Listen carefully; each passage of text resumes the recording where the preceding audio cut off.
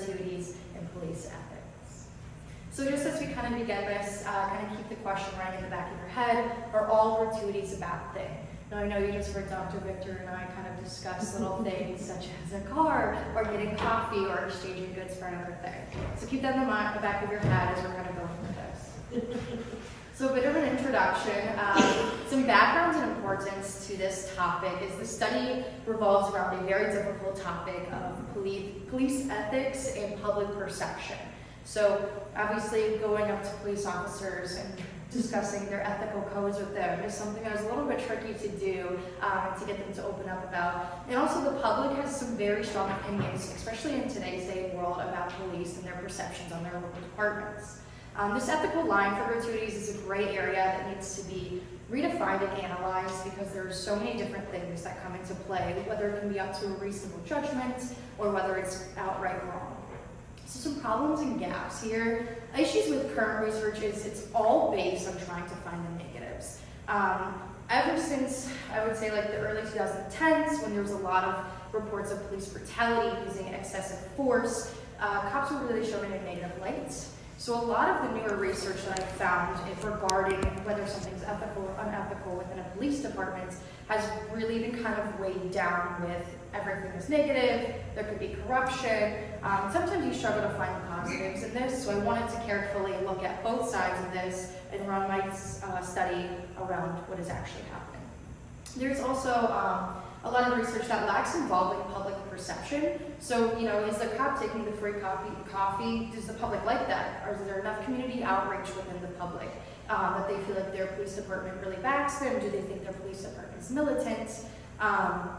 And it really does also lack what can be changed. Everyone makes their statements and their opinions and has yet to kind of put something forward as what we should follow.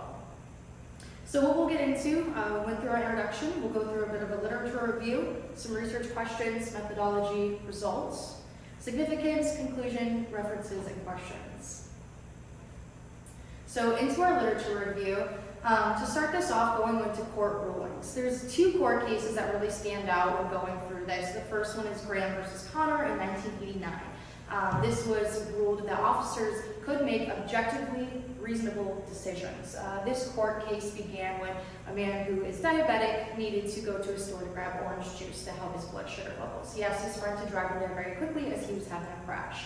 He ran to the store, saw a very long line, ran out without buying anything, and a police officer, Connor, saw this whole thing go down. He ran to the store, ran out looking panicked. He went over there, apprehended them, put them both in handcuffs. And as Graham was trying to explain the situation, I really need something sugary, my blood sugar is low, Officer Connor ignored them, and Graham did suffer multiple injuries during this, as well as a significant drop in his blood sugar. He then obviously sued the police department as well as Officer Connor, and it was still ruled in his favor, yet officers are allowed to make objectively reasonable decisions. Whether it's using excessive force, taking gratuities, it was left very broad. So the one that I brought up was Brady versus Maryland in 1963. A study from Stanford found a blind spot, further proving the previous court case is too broad. So obviously this happened prior. This was reanalyzed now. Brady versus Maryland is something that states the defense has to provide anything on a public record to the prosecution and vice versa in a court case. Obviously that means you can't withhold information that could be pertinent to the case. The Stanford study was done in 2020. The Stanford case looked at the Brady spot and compared it to Graham versus Connor. They found a lot of police departments in central United States were withholding things that were negative on police officers' records when they were going up to the witness stands. Their argument was it's objectively reasonable. This will not affect the court case at hand. So just something to bring up. Obviously, a lot of these areas are very gray, just like accepting gratuities. So then also the International Association of Police Chiefs banned all acceptance of gratuities in 1995 after the Knapp Commission in 1972, which focused on a police department in New York who had severe problems with corruption. I did bring this up because this has not been touched since 1995. There's been no further Knapp Commission reports since then, and obviously in the 70s and the 60s, I'm sure we're aware there was a lot more corruption going on. I did also want to bring into into consideration in the United Kingdom, they actually started allowing all acceptance of gratuities with the proper judgments and reasonable understanding of appropriateness in 1999, and have yet to see any problems of corruption with their police departments. A little bit further, going into corruption a little bit more, Ryan 2023, a study done shows a completely different side to this concern with what a chain in Waitrose, the grocery store, is doing. This grocery store is also in the United Kingdom. After 1999, they allowed all gratuities to be accepted. I just wanted to bring this to light. In 2022, Waitrose started allowing cops to get free coffee at any time of the day. They said they encouraged cops to be outside of the store after a string of break-ins, after a string of theft. The entire community enjoyed it. It was on the news. The police departments were extremely happy to be going to their local Waitrose and hanging out for the free food and coffee. And crime reports in Waitrose dropped down to less than 10%. Miller 2016 raises concern for the potential of the close relationship formed through frequent visits of officers to a business or drive-thru. This is seeing the same cop in the same work over and over again. You start to exchange pleasantries, you know each other's names. Then one day that coffee shop worker might say, hey, you know what, we had some guy hanging around our dumpsters every Friday around 9 p.m. This cop takes it down into his own hand and comes to that Dunkin' or Starbucks at 9 p.m. that Friday night when those reports were being made, and this could be showing a form of bias. Mitchell 2020 shows both sides of this coin and gives examples of corruptions as well as simply showing gratitude.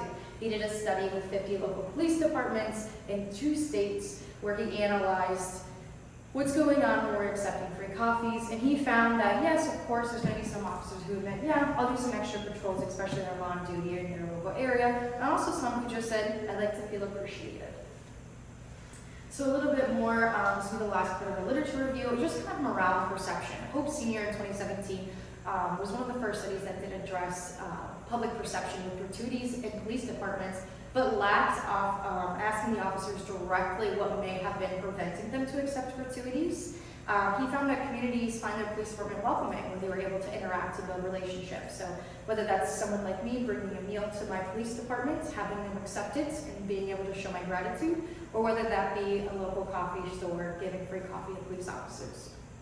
Dewanger et al. 2020 and Drozeski in 2024 asked different levels of police officers from chief to new recruits if they could use reasonable judgment to accept gratuities. Majority, 71%, did say yes.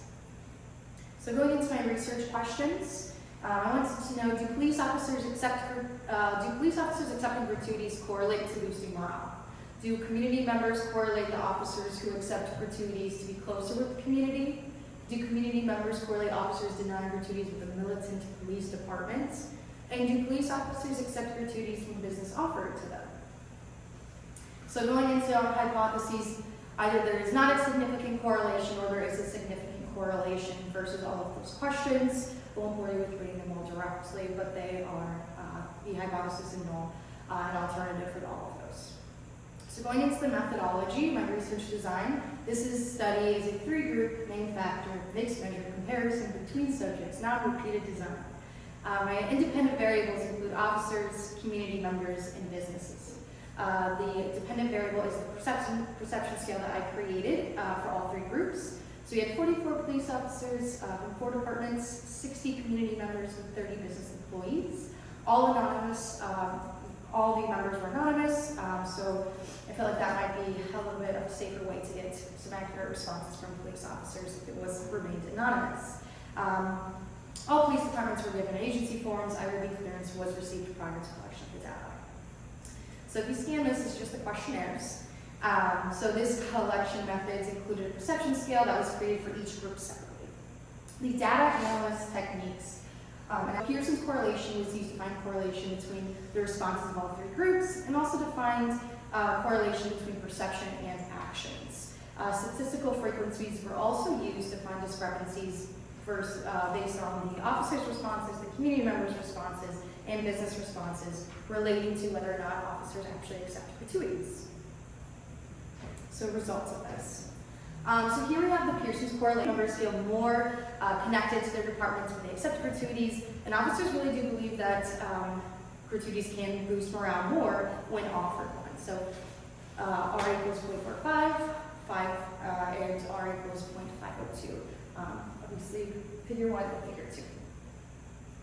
So I also included some statistical frequencies. It's just kind of based on the responses. Only a few officers actually reported accepting gratuity, like 32%. 70% of officers believe that this can boost morale.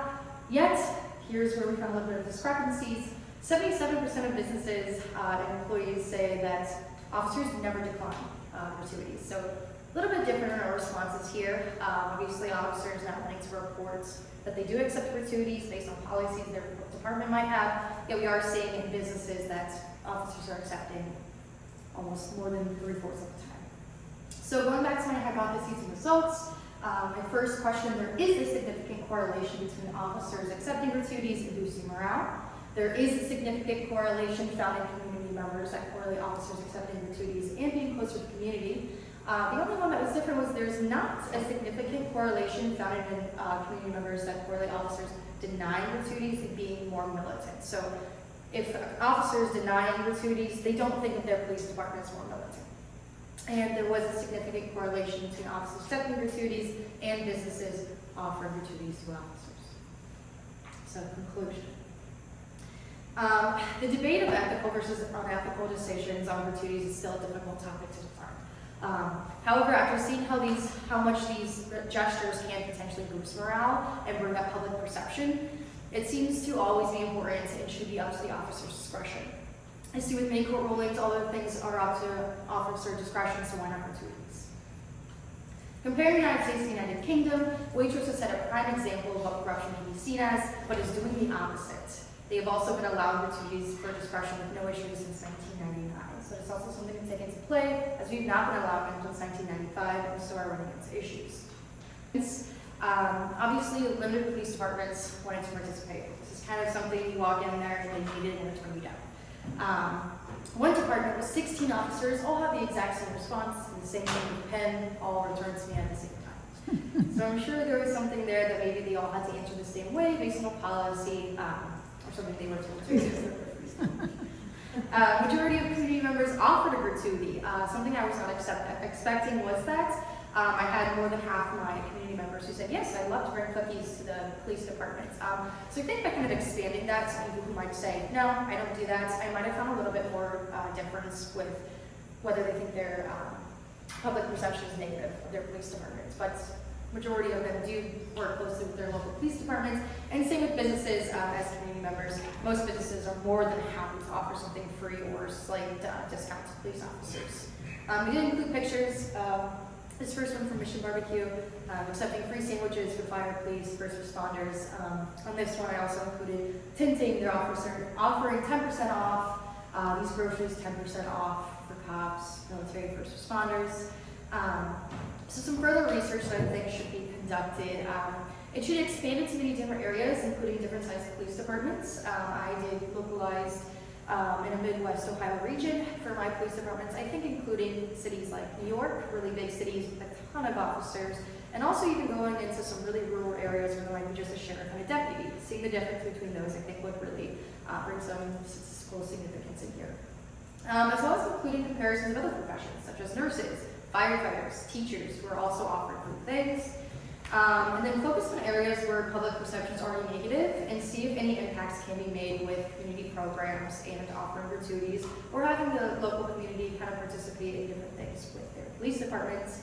And then also with the NAP permission findings, recreating a study to remodel the IACP rule on ethics and gratuities, I think would be really beneficial since that was last done in 1972, which obviously corruption was booming. So I think redoing that would be definitely can bring in something different. So here are my references that I used directly in this.